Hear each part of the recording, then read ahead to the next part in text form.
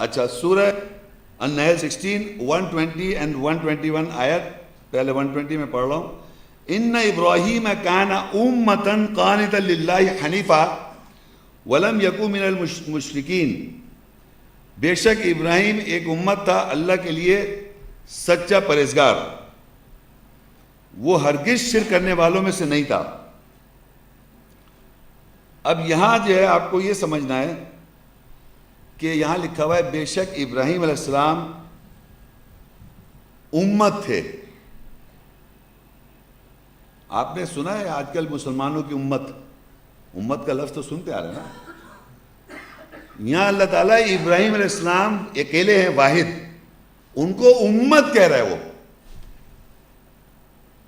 یہ پورے قرآن میں واحد ابراہیم علیہ السلام کو اللہ تعالیٰ نے امت کہا ہے، صرف ابراہیم علیہ السلام کو امت. اور ساتھ میں قانتا للہ، قانتا مطلب ڈیواؤٹ یا پرہیزگار اللہ کے لیے. اب آپ امت کو سمجھیے، امت کے کیا معنی مطلب سمجھے جاتے ہیں معاشرے میں. اگر آپ ٹرانسلیشن دیکھیں گے، nation, Pakistan is a nation, Saudi Arab is a nation, Iran is a nation, U S A is a nation. Nation مطلب ایک پوری ایک حدود ہوتا ہے، ایک زمین کا ایک خطہ. کوئی بھی زمین کے خطے کے اوپر اس خاص سوچ کے نسلی اعتبار سے اور خاص کلچر اور خاص ریلیجن وہاں پریکٹس جو کیا جاتا ہے، اس کو ایک نیشن کہتے ہیں. چائنا از اے نیشن، اور زبان بھی ایک ہوتی ہے. تو ابراہیم علیہ السلام کو جب نیشن کا، تو وہ نیشن آپ کو پتہ ہے کہاں نظر آتا ہے؟ کوئی بتا سکتا ہے؟ پرانے میں نئے جو آئے ہیں حضرات، ابراہیم علیہ السلام کی نیشن کہاں ہے؟ نیشن کا مطلب ایک پوری زمین کا خطہ پورا کا پورا. وہاں ایک زبان ہے، ایک ہی مذہب ہے.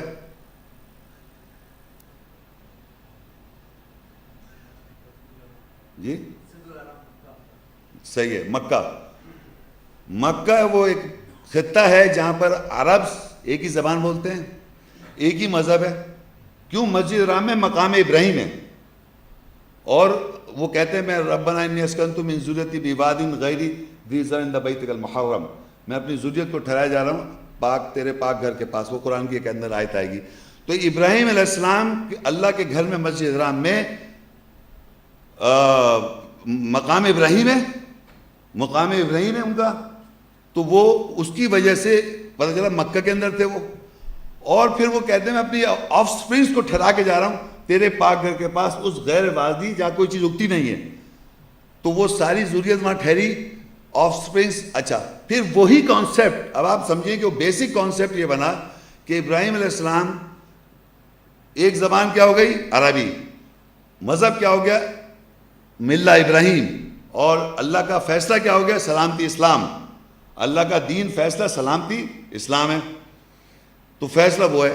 سر تسلیم انہوں نے اللہ کو کیا، اللہ کے احکامات کو کیا، سلامتی حاصل کی انہوں نے.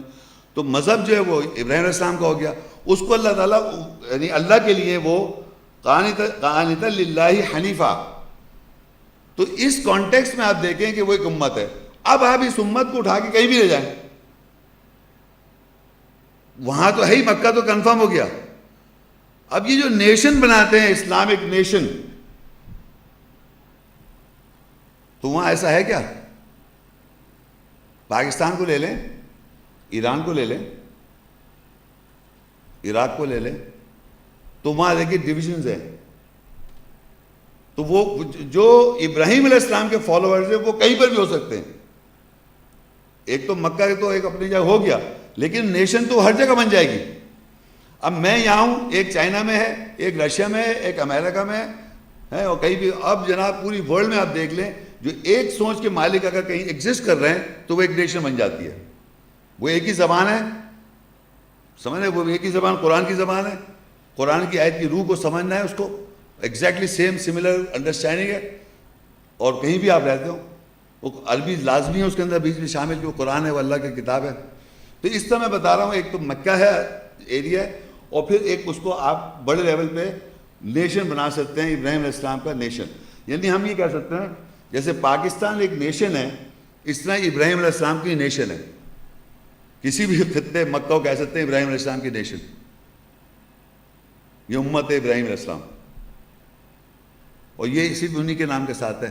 تو یہ ملت ابراہیم ہو گئی, مذہب ابراہیم علیہ السلام کا. آگے اللہ تعالیٰ نیکسٹ آیت میں فرماتے ہیں شاکرا لِأَنْعُمِهِ اجْتَبَاهُ وَهَدَاهُ إِلَى صِرَاطٍ مستقیم. اس اللہ کی نعمتوں کا شکر کرنے والا تھا, یعنی ابراہیم علیہ السلام شکر کرنے والے تھے. اس اللہ نے اس ابراہیم کو چنا اور اس کو سیدھے راستے کی طرف ہدایت دی.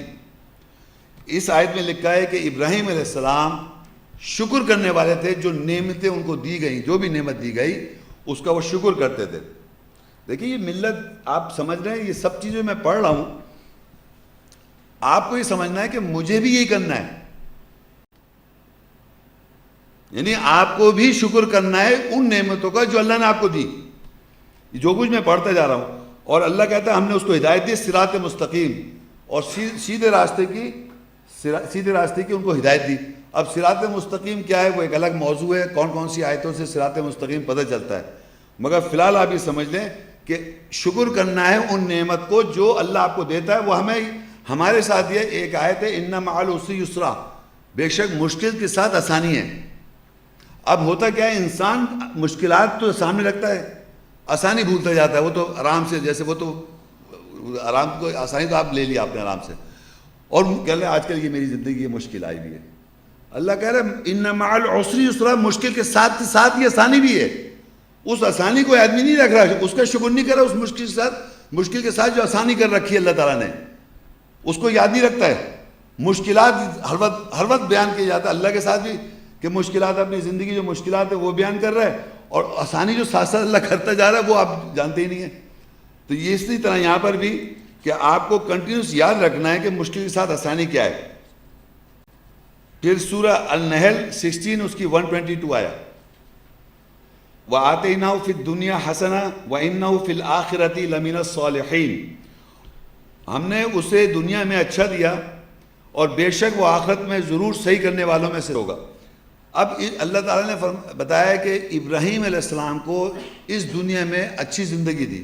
جیسے ہم سے کہا گیا ربنا آتنا فی الدنیا حسنہ, اے رب ہم کو دنیا میں اچھی زندگی دے. تو ان کو تو اللہ نے کنفرم کر دیا کہ ان کو اس دنیا میں اچھی زندگی دی, اور آخرت میں بھی کنفرم کیا وہ صحیح کرنے والوں میں ہوگا. یعنی کہ جو صحیح کر رہے تھے یہاں زندگی وہ وہاں پر صحیح کرنے والوں میں سے ہوگا. تو اب ہم کو بھی یہ بات یاد رکھنی ہے کہ اللہ تعالیٰ سے اس دنیا میں بھی اچھی زندگی مانگیں آپ, جو کہ قرآن میں ایک آیت ہے ربنا آتنا فی الدنیا حسنہ وفی الآخرۃ حسنہ